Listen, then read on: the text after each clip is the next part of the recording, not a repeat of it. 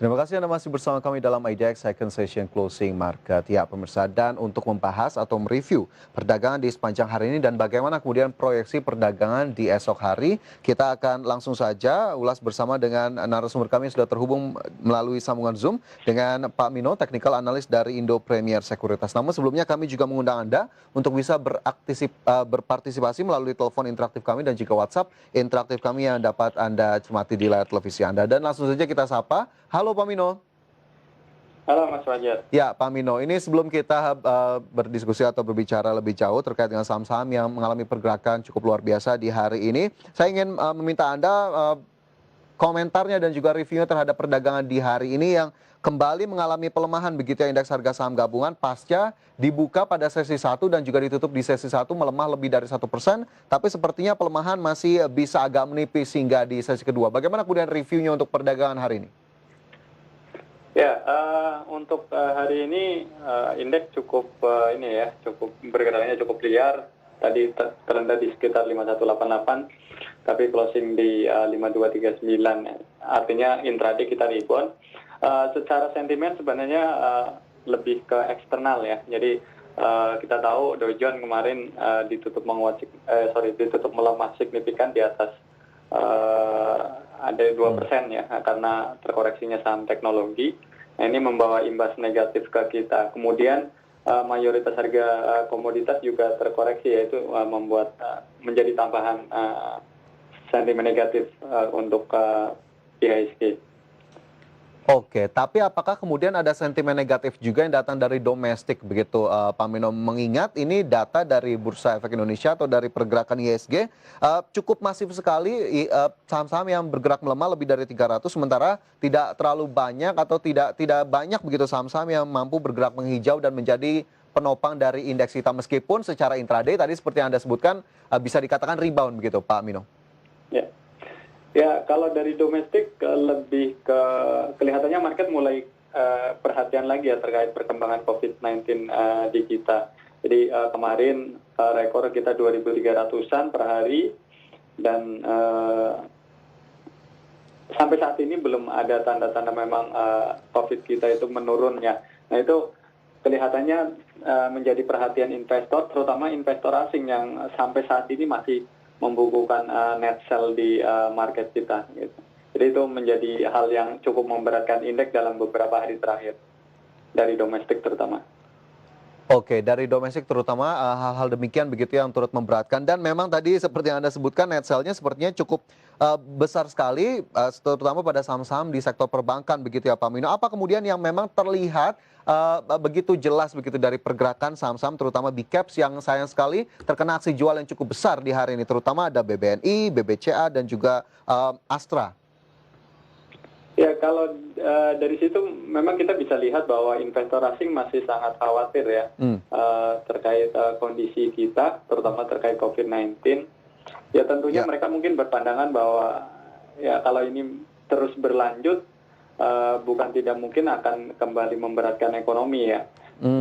Mungkin di periode sebelumnya ada yang namanya PSBB, orang nggak kemana-mana, tapi kalau misalnya kasusnya terus bertambah banyak, tak terkendali, memang resikonya adalah orang akan enggan beraktivitas gitu. Bukan karena dia PSBB, tapi memang mereka khawatir bahwa mereka akan takut tertular COVID gitu. Oke, jadi memang kekhawatiran terutama masih datang dari penyebaran kasus virus corona, di mana kita tahu begitu ya di dalam negeri masih terus mengalami peningkatan. Nah, selain tadi top losers yang memang didominasi oleh saham-saham berkapitalisasi besar, ini ada satu yang cukup menarik.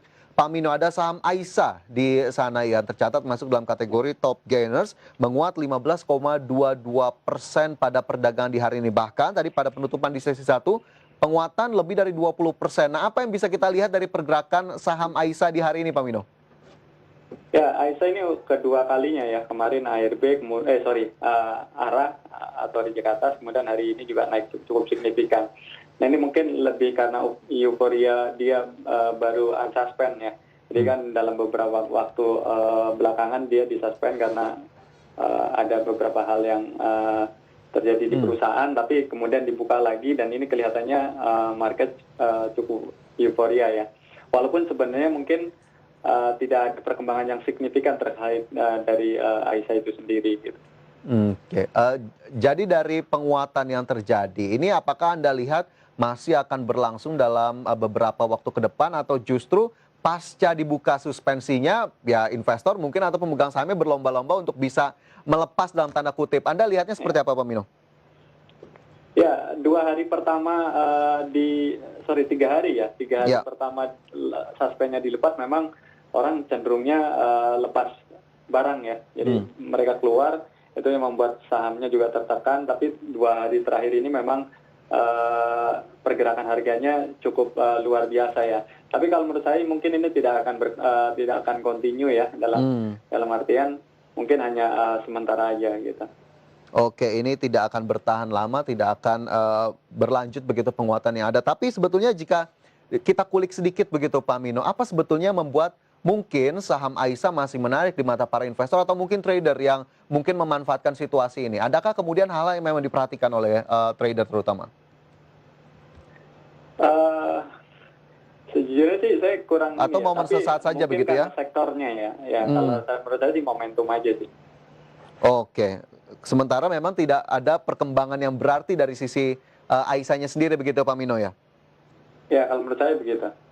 Oke, jadi dari kacamata Anda sendiri sebetulnya adakah kemudian rekomendasi yang bisa dikeluarkan untuk Aisyah atau justru masih belum ada tanda-tanda baik ke arah positif atau negatif dari Anda seperti apa Pak Mino? Ya, kalau menurut saya sih lebih baik wait and see dulu ya, karena ini kan perusahaan baru di unsuspend, kemudian ya kita tunggu dulu lah perkembangan perusahaan ini ke depannya akan seperti apa. Kalau misalnya kita view-nya positif, tentunya tidak salahnya kita beli gitu. Tapi kan itu perlu waktu lagi gitu untuk menilai itu. Oke, baik. Jadi wait and see dulu, cermati terlebih dahulu. Mungkin jangan terjebak euforia juga begitu ya Pak Mino, meskipun memang keputusan baik bertransaksi atau investasi tetap kita kembalikan kepada masing-masing investor. Ya, Pak Mino, selain Aisyah di sana ada sejumlah juga saham yang bisa kita katakan non big caps begitu masuk dalam top gainers di hari ini. Ada Food, kemudian Panorama, Jeskai, ADMG dan sejumlah saham lainnya. Ini apa kemudian yang terlihat sepertinya saham-saham non kapitalisasi besar cukup mendominasi top gainers di hari ini. Apakah kemudian memang ada gerakan-gerakan tertentu terutama dari investor atau trader? Ya, memang kadang-kadang ya ini fenomena di market ya, ketika saham-saham big cap itu justru terkoreksi, saham-saham yang market cap-nya kecil ya, itu memang ada fenomena seperti ini, kadang-kadang naiknya lebih bagus ketimbang yang big cap gitu. Di kondisi ketika itu tadi secara umum market sebenarnya tertekan gitu. Oke, tapi adakah kemudian dari sejumlah saham itu yang menurut Anda sepertinya masih cukup potensial, masih cukup prospektif meskipun kapitalisasi pasarnya tidak terlalu besar, tapi ternyata masih cukup prospektif untuk bisa dipilih dari sejumlah deretan top gainers yang cukup banyak diisi oleh non big caps hari ini, Pak Mino? Kalau untuk kondisi saat ini sebenarnya saya lebih menyarankan untuk saham yang big cap ya, Oke. bukan untuk yang market cap-nya kecil gitu. Oke, jadi justru ke big caps yang lebih direkomendasikan begitu ya, meskipun hari ini cukup menghijau sejumlah saham terutama yang memang tidak terlalu besar level-levelnya meskipun penguatannya cukup tinggi. Nah, dengan demikian saya coba beralih ke top losers yang tadi sudah sempat saya singgung, ada Bank Sentral Asia, Bank Rakyat Indonesia, ada BRI dan juga HMSP yang masuk dalam top losers di hari ini. Kita coba simak salah satunya, mungkin ada Astra di sana yang turun 2,42% Pak Mino. Ini apa yang kemudian terjadi pada Astra di hari ini dan bagaimana kemudian proyeksinya? Ya, kalau untuk Astra mungkin ya terkait sentimen ya, hari ini kan dari eksternal cukup negatif, kemudian saham-saham big cap yang lain juga ikut terkoreksi ya. Tapi sebenarnya untuk Astra sendiri boleh dibilang dampak dari COVID ini udah terprice in di semester pertama tahun ini ya. Dan, kalau kita lihat bulan Juni-Juli ya, itu penjualan mobil dan motor itu udah mulai menggeliat. Artinya sebenarnya ke depan untuk Astra ini prospeknya cukup menarik ya Pak. Oke, recovery sudah. Ini ya. Oke, recovery sudah ada. Meskipun terjadi koreksi, bagaimana Pak Mino? Silakan dilanjutkan. Ya, kalau menurut saya untuk koreksi hari ini bisa dimanfaatkan untuk buy on weakness ya, secara umum. Oke, bisa dimanfaatkan untuk buy on weakness untuk Astra International. Levelnya mungkin boleh Pak Mino? Untuk level masuk mungkin bisa mulai dicicil di level sekitar 4.970-an. Oke, 4.970-an untuk level entry, bisa mulai dicicil. Rekomendasinya tadi dari Pak Mino adalah buy on weakness untuk Astra International, karena ini masih bisa dilihat sebagai peluang atau opportunity untuk melakukan cicil beli baik. Semoga itu juga bisa menjadi salah satu saran bagi para pemirsa. Dan Pak Mino, nanti kita akan kembali lanjutkan ulasan saham-saham lainnya usai jeda berikut ini. Dan pemirsa jangan beranjak dari tempat Anda, second session closing akan segera kembali sesaat lagi.